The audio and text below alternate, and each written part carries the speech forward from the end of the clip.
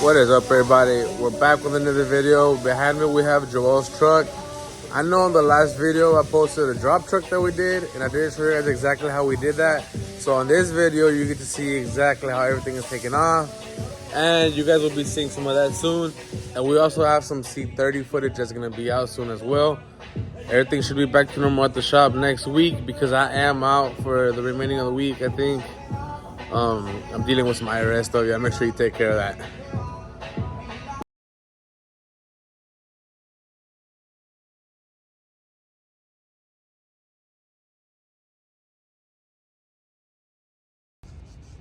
I'm pretty sure you guys weren't able to see very well what I was doing last time whenever I showed you guys a 3.5 drop. So what we're gonna do is I'm gonna time lapse the other side, and I'm gonna show you guys, and I'm gonna tell you guys what sizes they typically are on these trucks, and I'm gonna take it apart in real time. I'm just gonna get my tools together, but first I gotta clean this up because I left a mess, and I'm not gonna work on the ground like that. So check it out, guys. This is probably everything you need to take this front suspension apart. We're gonna use a 7/8. I believe this is a 30. Oh, 27, 22. The 9/16, a 10, an 18, and I want to say this is a 7/8 as well. In this case, the nuts on the struts are 5/8. So we'll hold it up with the 5/8 on the nut, and then the bolt will actually take it off with the 9/16. And then this one, or 22 on this one. Off of them angles, man. I have you guys sitting on the rotor.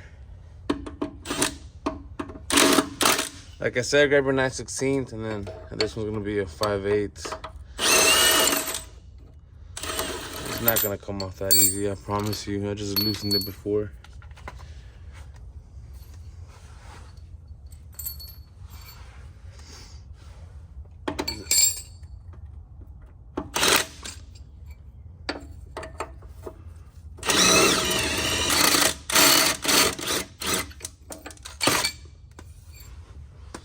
Next, let's take this. Oh, that one's a 9/16.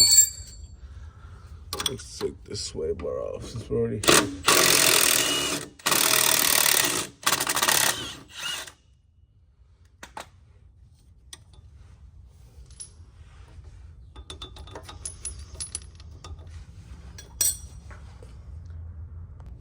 With those two things off, what I'm going to do next is I'm going to take off the steering. That way I can turn this however I want. And then I can take the 10 off and then finish disconnecting the sensor. I can take the caliper off, and then I can start working on the rest.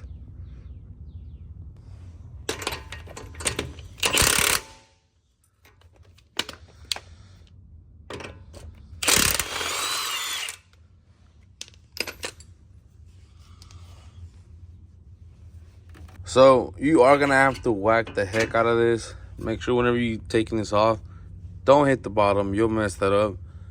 Hit the spindle. The vibration will cause it to pop up, or you can get the tie rod remover tool, whatever you want to do. It's up to you.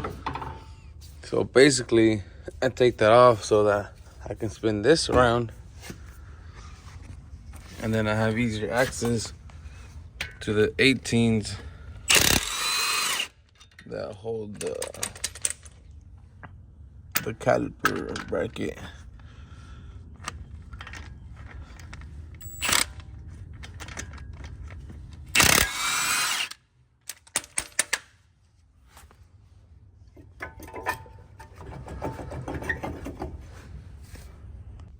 So with that out of the way, we can start taking the ball joints off. That one's broken loose already.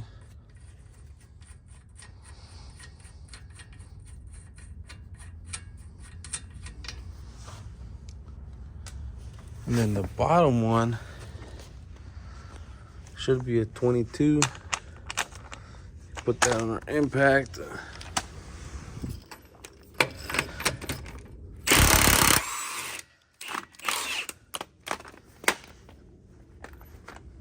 Now we just gotta hammer it out and it'll come off.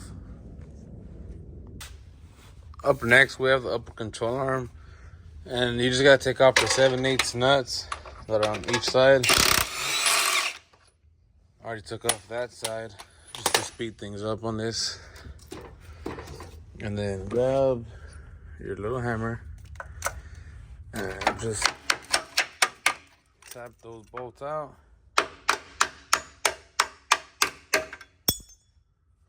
But before we can take that off, what we're gonna do is we're gonna take the upper strut bolt off. That way we can take the strut out and it'll make it easier to take off these bolts. I think I stated this earlier, but the tops are 18 as well.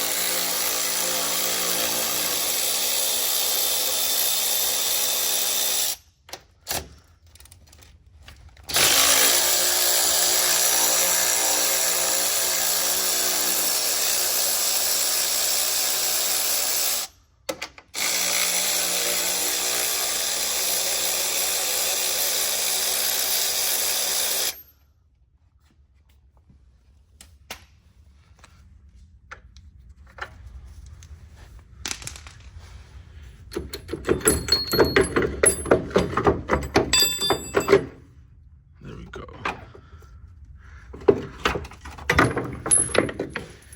This is going to the trash.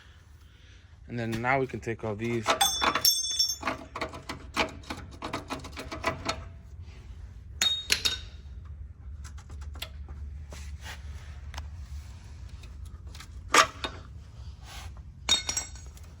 And then the control arm comes off. Now what we got left is that lower, and I like to use the 18 on the small side and then hold the back end with the opening wrench. But even the 24.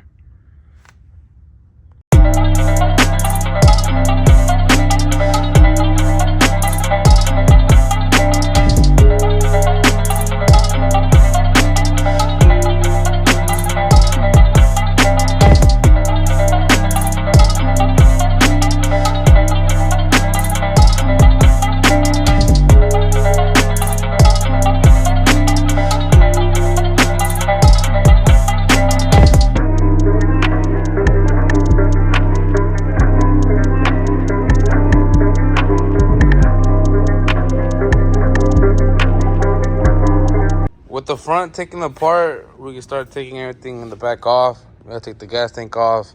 Those are 15 mils right there. The leaf springs, 21s, and then 24s, whatever it is. We gotta take the shocks off. We gotta finish cutting that off. We gotta cut this off, move the harness out of the way. Obviously take the wheels off.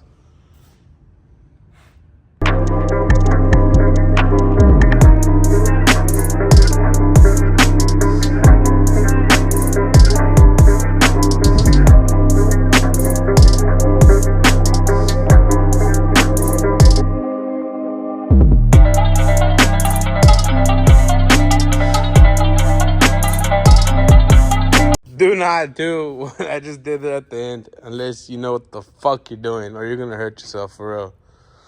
No differential was harmed in the process. Nobody was harmed. Don't judge me.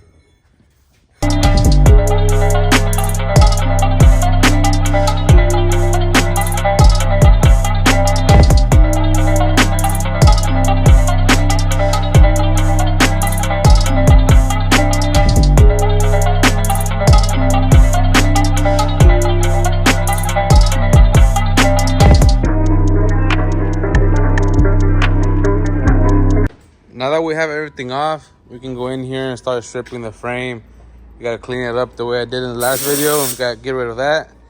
You know, those, clean it up so we can start with a fresh slate. So on these trucks, I already know how much I have to narrow the rear end for this specific wheel. I'm not gonna post the whole process of taking it apart and cleaning it up. You guys have seen that already. If you haven't and you want to check it out, go look at the other videos that we have and you'll be able to see how we did it. On the next video, you're either going to see us work on that or you're gonna see us introduce that, because I don't think I've even made a video of that, but I do have a bunch of footage on that. We're using a reckless kit, so y'all stay tuned for that one.